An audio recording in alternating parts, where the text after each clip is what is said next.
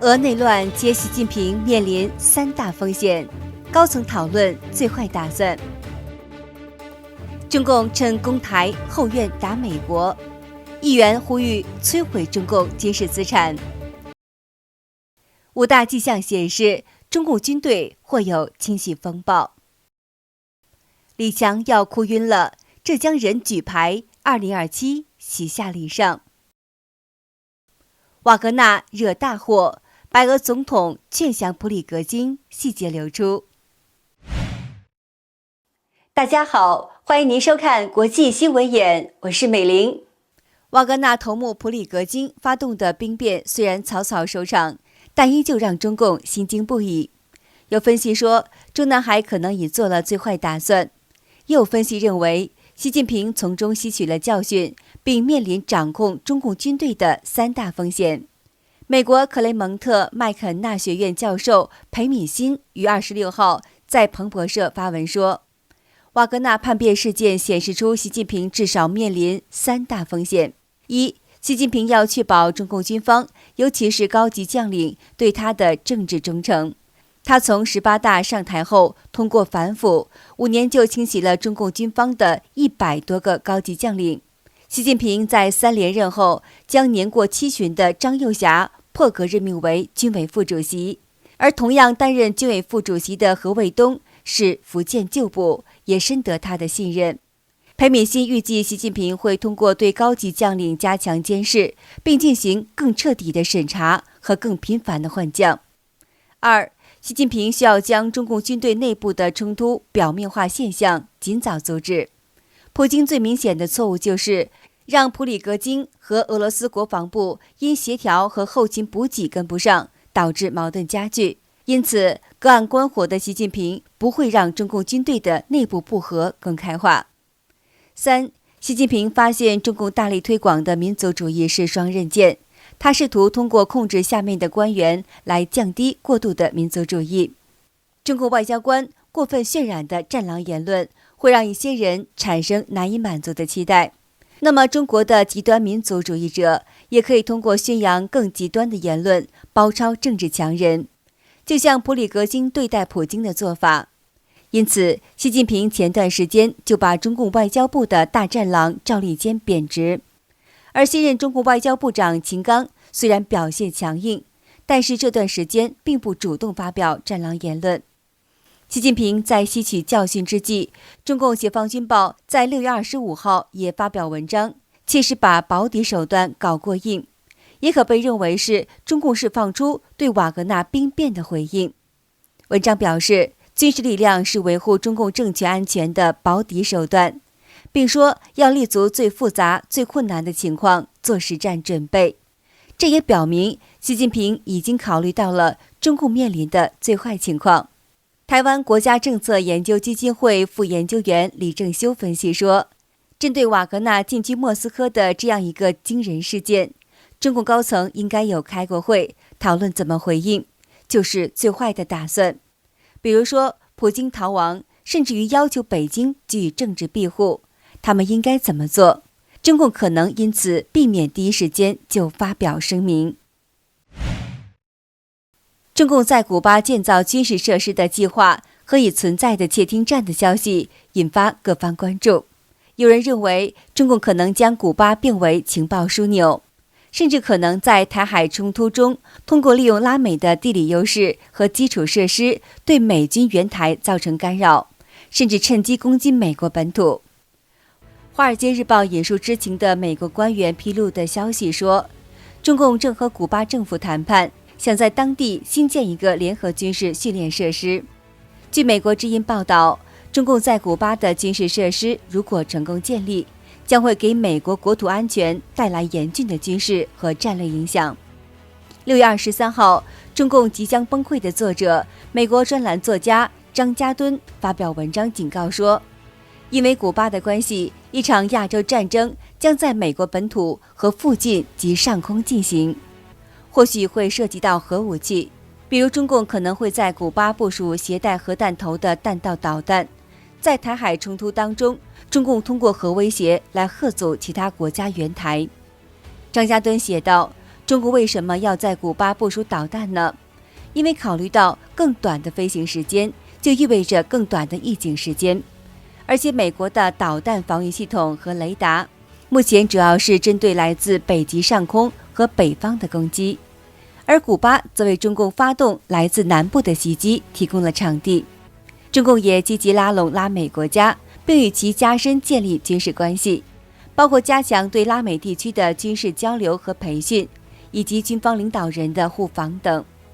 更让人震惊的是，中共在拉丁美洲拥有或经营多达40个海港，并积极推动在乌斯怀亚附近新建海军基地。由中共资助的公司也在巴拿马参与或竞标多个基础设施项目。美国南方司令部司令理查森曾警告说，如果中美发生冲突或危机，中共在巴拿马运河沿岸建造的相关基础设施很容易用作军事目的。美国陆军战争学院拉美研究教授爱丽丝向美国之音表示，除了扰乱美军的行动，中共甚至可能利用美国后院以投射武力，从而袭击美国本土，甚至对支持美国国防的关键供应链和物流造成中断，并制造粮食危机等。他认为，中共将会实施下列手段，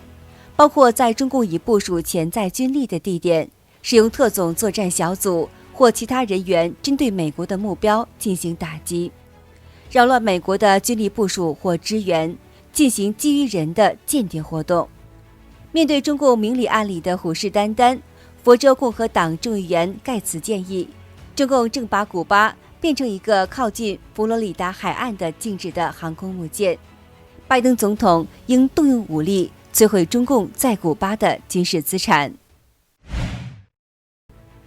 中共军队内部波谲云诡，有5大迹象显示，中共军队或将经历一场新的清洗风暴。1、6月2号至8号，中共军报连续发文，多次点名4大军虎郭伯雄、徐才厚、房峰辉和张扬，要全面肃清他们在军中的流毒影响。2、6月19号，中共军报解放军报发文称，中央军委政治工作部和纪律检查委员会联合印发《军队领导干部社会交往行为规范》，针对军队领导干部如何同8个方面的对象打交道作出规定，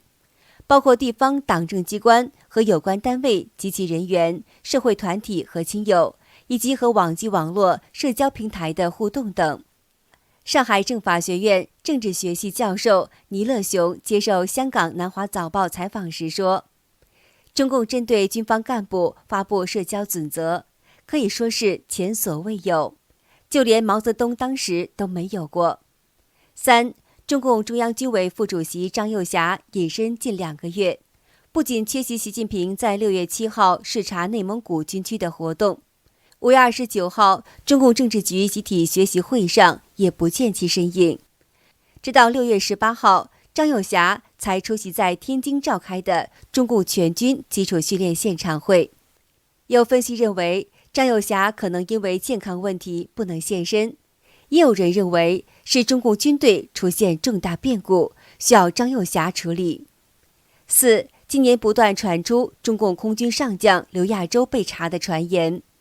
中共军方也在今年的2月底发通知，要求在3月清除刘亚洲有害信息。3月，香港明报披露刘亚洲被密判死缓。5、6月20号，美国总统拜登罕见披露，习近平对美军击落中共间谍气球毫不知情。他还公开说习近平是独裁者，引发了两国外交关系紧张。旅美中国问题专家李彦明认为，上述事件显示出中共军队正经历新一轮的清洗风暴。他表示，台海局势目前不断升温，中美关系恶化伴随着两国军事对抗的风险加剧，而中共军队内部对于武力攻台、中美军事对抗等敏感话题一直有2种不同的声音。中共信奉枪杆子里出政权，尤其是在中共面临风雨飘摇、内外交困的背景之下，军队不稳也就成为了习近平的心头之患。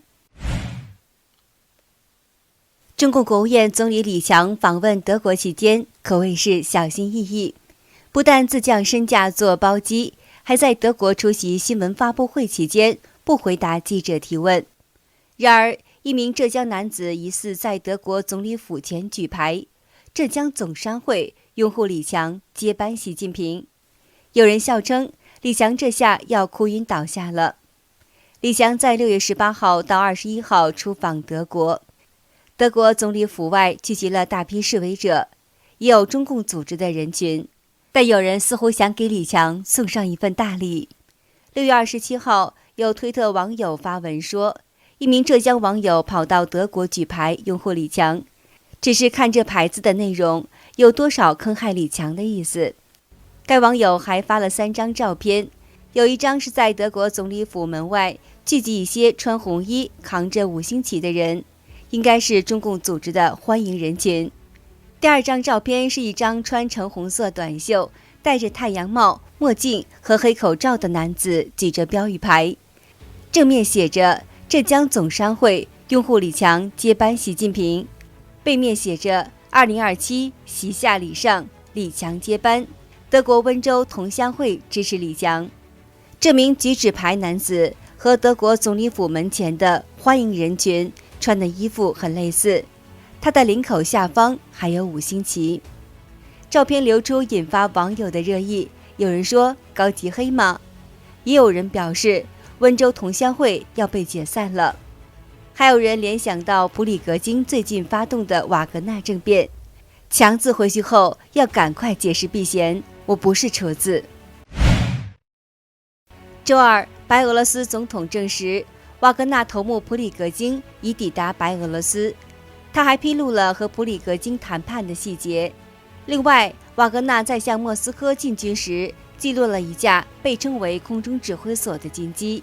不排除有俄高级将领身亡。据白俄罗斯国家通讯社 Belta 报道，白俄罗斯总统卢卡申科表示，自己在瓦格纳兵变的24号上午10点和普京通电话，他劝普京不要着急，并想和普里格金谈谈，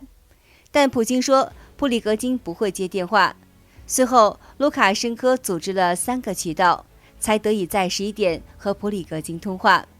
而电话那一端显得十分兴奋。普里格金提前道了歉，然后开始用脏话告诉他事情的经过。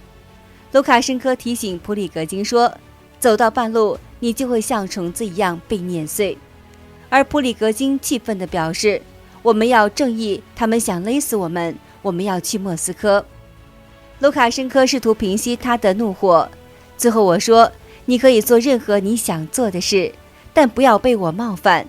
我们的旅已经准备好转移到莫斯科，镇压叛乱。卢卡申科最终说服了普里格金停止兵变，并证实他已抵达了白俄罗斯。瓦格纳头目总算有下落了，但其手下也是惹了祸了，